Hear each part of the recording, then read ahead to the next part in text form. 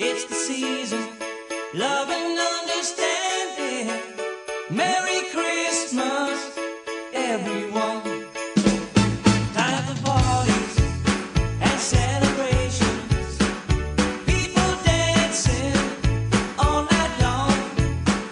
Time for presents and exchanging kisses. Time for singing Christmas songs. We're gonna have a party tonight. I'm gonna find that girl underneath the mistletoe. We'll kiss by candlelight. Room is swaying, records playing. All the old songs we love to hear. All I wish that every day was Christmas. What a nice way to spend the year.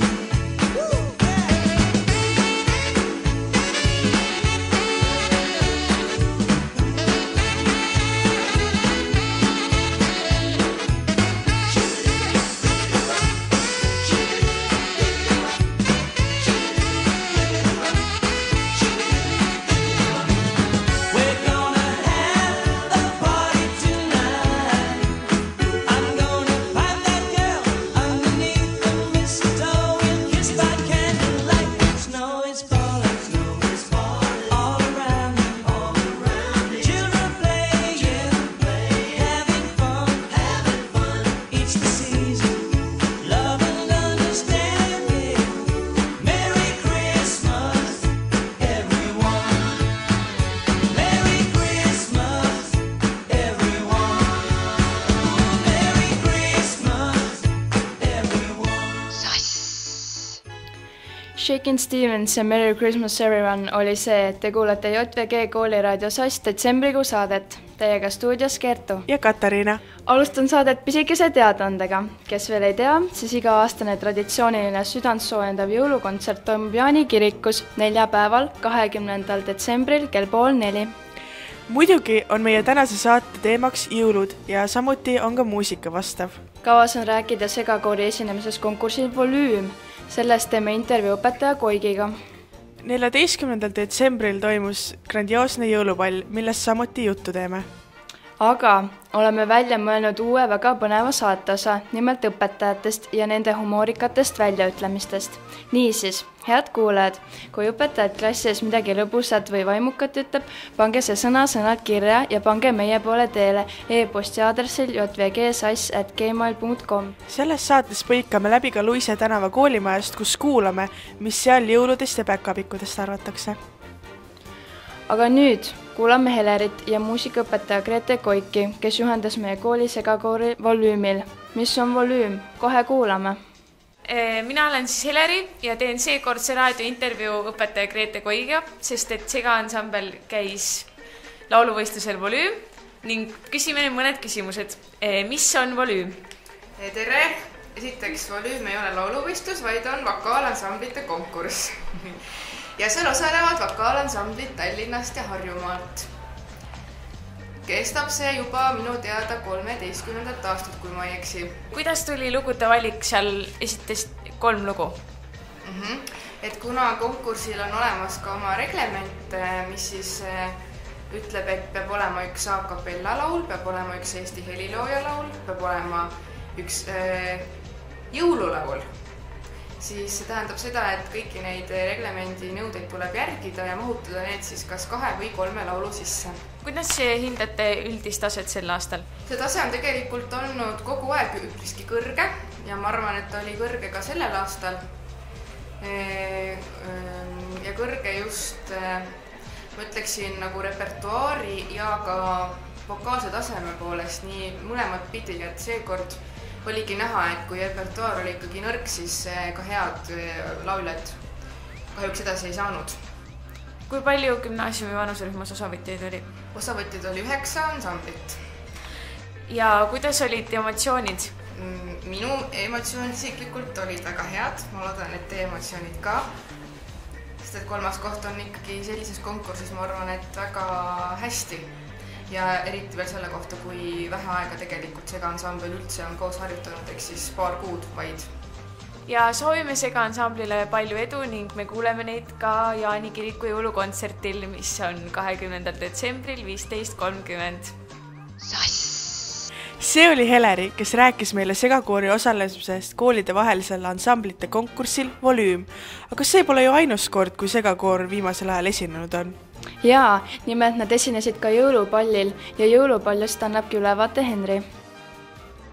Tere, mina olen Henri ja mina annan väikese ülevaate jõulupallist ja selleks olen siia endaga rääkima kutsunud Liisa ja Ketteri. Tere Liisa, tere Ketter! Tere!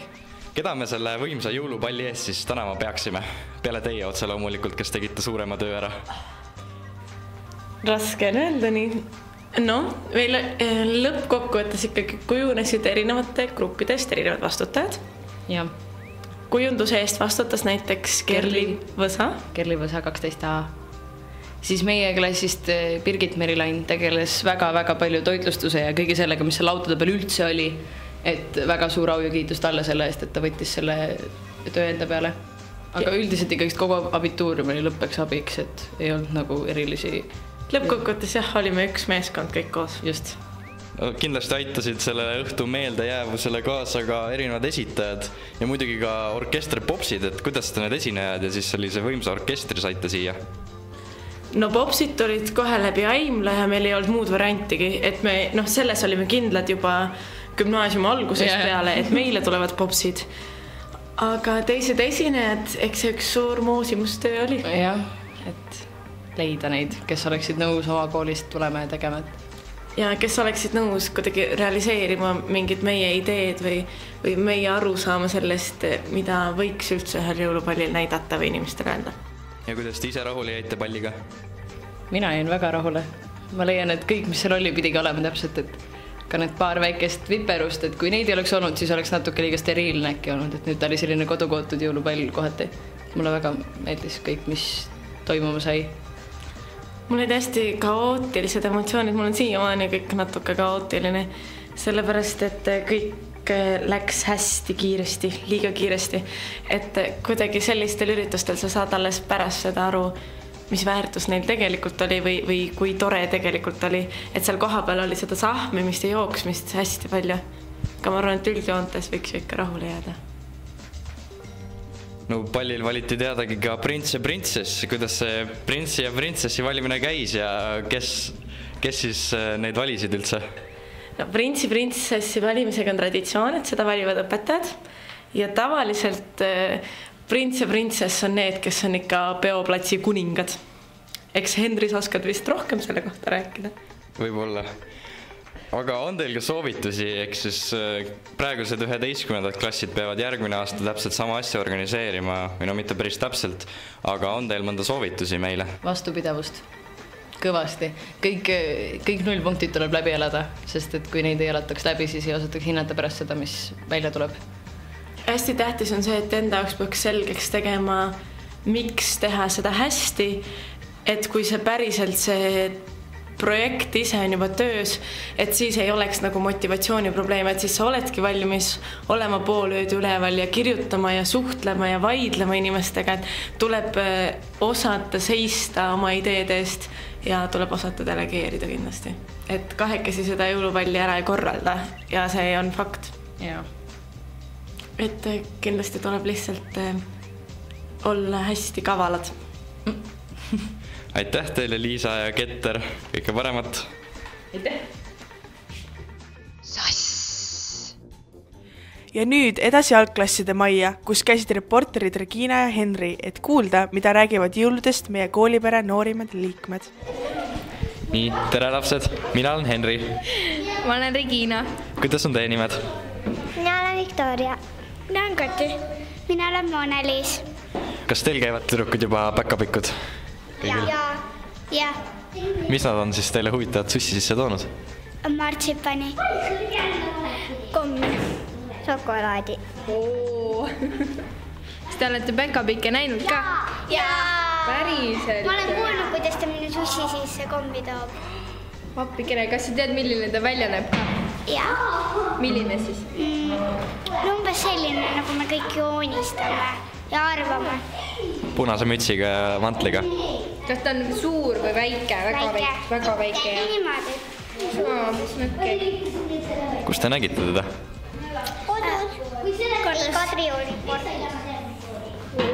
Kodus. Aga kas te olete head lapsed ka olnud? Jaa. Väga hea, siis saab jõuluvana aru, kellele tuua kink ja kellele tuua vitsa. Kas te ootate väga jõule? Jaa. Sellepärast, et mina tahan saada talle võimlemislinti. Mina tahan saada Monster High'd. Mis asi see on? Üks nukk. Koletisnukud. Nad on minu lemmikad. Mis sa tahad saada? Ma tahan ka Monster High'd. Aga kuidas teie pere tavaliselt jõule tähistab? Süüakse piparkooke. Meie sõidame maale. Maale sõidame. Aga häid jõule teile siis, tüdrukud. Ja aitäh! Aitäh! Häid jõule! Ja nüüd ongi aeg selle saateosa käes, mis annab ka õpetajatele võimaluse särada. Nimelt oleme kuulajate abiga kogunud kokku mõned humoorikamad ütlused, mida õpetajad kas kogemata või täiesti sihiteadlikult huumoriga välja on öelnud tunni ajal. Mina olen Katariina. Mina olen Aleksander. Ja me alustame uue rubriigiga õpetajate ütlused.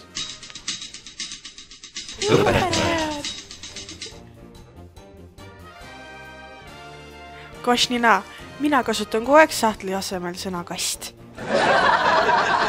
Vallikivilt. Mine ukse taha pooleks tunniks sõbrannale helistama, siis vaata, kas aju läheb soojaks või patarei. Aga järgmine lause õpetaja Tiimanilt. One of you should be transported to the front row. It's very bad neighborhood back there. Lisaks veel väitis Vallikivi, et neutriinopomm on vähe inimlikum. Tapab ainult inimesi, aga majad jätab püsti. Soika, viimasel nädalal jääb teil üks toidutalon küle. Ärge siis ära ehmuge. Veel kuldseid tükke Vallikivilt. Teie naerate ja mulle ei räägi. Aga kui tööd kätte saate, siis võib-olla hoopis nutate. Kuustik. No need, kes on 20-ndatel sündinud, täielikult fossiilid juba. Ja veel üks Vallikivilt. Kunagi ammu olin ma torisev vanamees. Nüüd olen torisev vanamees ja laun kahtesid. Aus ülestunnistus õpetaja Makejevilt. Õpetajad Tšaikovskaja teid ei armasta. Ja ei tule täna, aga mina armastan.